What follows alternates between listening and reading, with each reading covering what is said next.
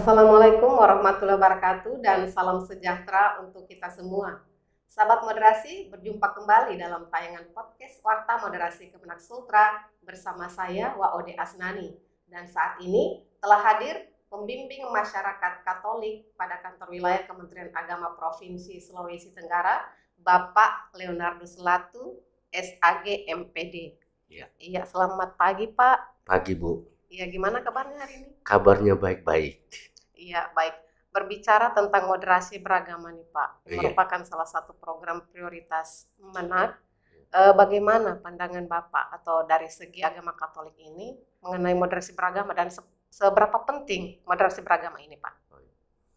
Jadi menurut pandangan agama Katolik, moderasi beragama itu merupakan cara atau sikap umat Katolik untuk melaksanakan ajaran agamanya. Di dalam melaksanakan ajaran agamanya, tentu dia harus sesuai dengan apa yang tertulis dalam kitab suci, ya, bahwa kita harus menghormati agama atau orang lain.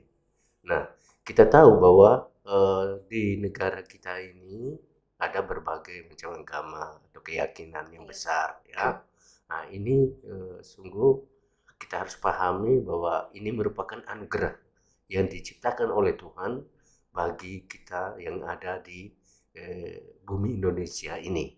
Untuk itu di dalam perbedaan itu kita membutuhkan suatu sikap penghormatan, ya, penghormatan supaya tidak terjadi pertengkaran atau pergeseran yang tidak sesuai dengan apa yang kita inginkan. Jadi hukum cinta kasih yang perlu ditanamkan. Pentingnya bahwa dari berbagai macam keyakinan atau agama yang berbeda ini, ini kita merupakan modal dasar kita, ya. Ketika kita membina hubungan toleransi yang baik, ya, maka negara kita ini kan menjadi aman dan damai. Kita tidak mempersalahkan bahwa ini agama yang ini salah, ini agama Katolik yang benar. Tetapi mari kita memupuk kebersamaan, saling menghargai, menghormati. Iya, baik. Kemudian Pak, barangkali bisa diberikan sedikit gambaran bahwa sesungguhnya moderasi beragama itu sudah ada dalam ajaran Katolik. Oh iya, dalam ajaran agama Katolik itu bahwa umat Katolik adalah pengikut Kristus.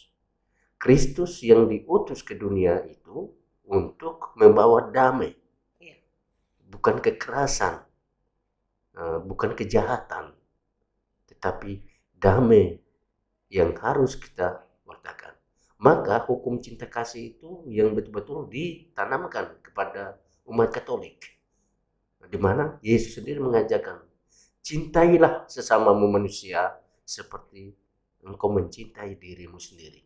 Kalau engkau membenci orang lain atau sesama, berarti engkau membenci dirimu sendiri, ya. Bahkan Yesus sendiri mengajarkan kepada umatnya pada saat dia mau mati, menderita, ya, wafat di kayu salib. Sebelum wafatnya dia mengatakan, ya, berdoalah bagi orang-orang yang tidak tahu apa yang dia perbuatkan. Berarti orang yang berbuat jahat, kita mendoakan dia supaya dia bisa bertobat, ya, bisa menjadi orang yang baik, ya. Jadi hukum cinta kasih ini kita terapkan. Jadi kita tidak hanya kepada agama Katolik, tetapi kepada sesama kita yang berkeyakinan yang berbeda dengan kita harus menghormati, mencintai seperti kita mencintai diri kita sendiri. Iya, baik. Kemudian mungkin ada praktek moderasi nih Pak yang pernah disaksikan di masyarakat, baik itu terkait kerjasama, toleransi atau kerukunan yang patut untuk dipelihara di masyarakat Pak. Iya, untuk di gereja Katolik 1 bulan yang lalu kebetulan ada kebaktian, ada perayaan di gereja Katolik Santo Clemens Mendonga. Lalu di situ masuk ke budaya, ya, misa inkulturasi budaya Tolaki. Nah, di dalam mempersiapkan perayaan itu tidak hanya umat Katolik, yang ada itu termasuk teman-teman dari agama Islam. Nah, dia punya kompetensi, kelebihan, talenta yang ada, yaitu melatih anak-anak gereja itu untuk tarian masuk ke gereja. Iya. Lalu waktu tarian ada tarian untuk membawa persembahan. Itu teman-teman yang melatih adalah ibu yang pakai jilbab. Iya. Ada satu bapak juga yang pakai songkok, ya. Mereka masuk dalam gereja, tapi mereka tidak ikut tapi mereka mendorong melatih sehingga perayaan itu berjalan dengan lancar dan sukses. Sampai pastor itu dia bukan main ini dari agama lain, tetapi dia ikut membantu ya dalam perayaan. Jadi nilai toleransinya ini tinggi sekali ini dari suku asli di sini ya. Dan di gereja kami itu setiap bulan itu dari suku atau budaya ya itu selalu tampil dan ambil bagian. Dan rupanya di dalam perayaan itu yang ikut terlibat itu tidak hanya agama Katolik, dari agama lain juga ya. Ada yang Islam, ada yang Kristen, bahkan ada yang Hindu. Yang kemarin itu agama Hindu ikut main apanya itu, alat apa musiknya itu. Ini saya merasakan suatu kegembiraan, kebahagiaan bersama ya. Disinilah toleransi. Ya, kita tidak membedakan bahwa oh ini Katolik, sudahlah yang Katolik yang tapi kebersamaan ini yang saya lihat diciptakan di gereja kami ya. Luar biasa ya Pak. Iya. Baik, kemudian Pak, sejauh ini apa yang langkah-langkah yang sudah diambil oleh pembimbing masyarakat Katolik ini dalam mengutamakan moderasi beragama di masyarakat? Iya. Langkah yang kami buat ini sesuai dengan program Pak Menteri itu, bahwa pada bulan Juni yang lalu ada 3 kegiatan, yaitu pembinaan moderasi beragama bagi keluarga Katolik, pasangan suami istri yang ada 20 pasang, lalu jumlah orangnya 20 orang. Mereka ikut pembinaan moderasi beragama.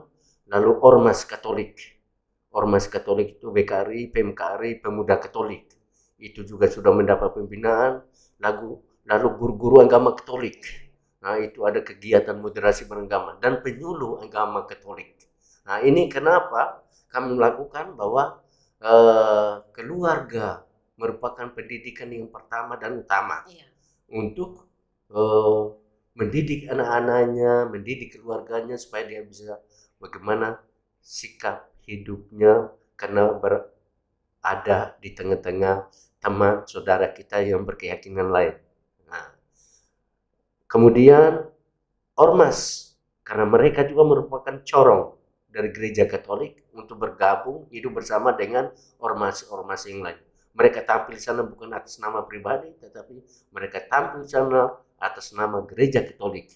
Maka mereka harus menjadi garam dan terang dunia di tengah-tengah sesamanya. Guru-guru juga begitu, bagaimana dia mendidik anak-anak di sekolah.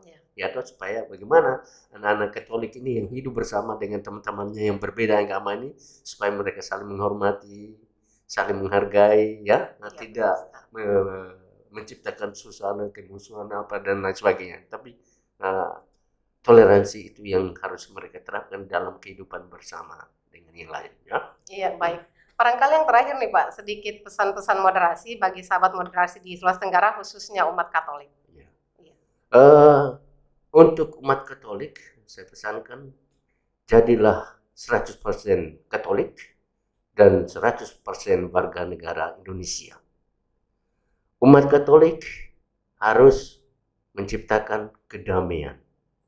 Umat Katolik harus merasakan bahwa Sulawesi Tenggara adalah kebun kita, adalah kampung kita, adalah daerah kita yang harus kita rawat, kita jaga, supaya kita ini semua tetap damai, aman, sehingga semua bisa bekerja dengan baik.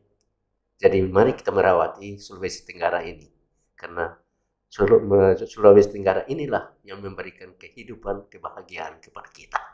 Iya, baik, luar biasa Pak. Terima kasih Pak atas bincang-bincangnya kali ini. Sama-sama. Ya, sahabat moderasi, demikian bincang-bincang podcast kita kali ini. Bagi sahabat moderasi yang ingin mengetahui seputar berita dan informasi Kemenak Sultra lainnya, silakan mengunjungi website kami di sultra.kemenak.go.id atau melalui kanal YouTube Warta Kemenak Sultra dan media sosial kami lainnya. Terima kasih atas perhatian Anda. Sampai berjumpa kembali dalam tayangan podcast selanjutnya. Wassalamualaikum warahmatullahi wabarakatuh dan salam 3B.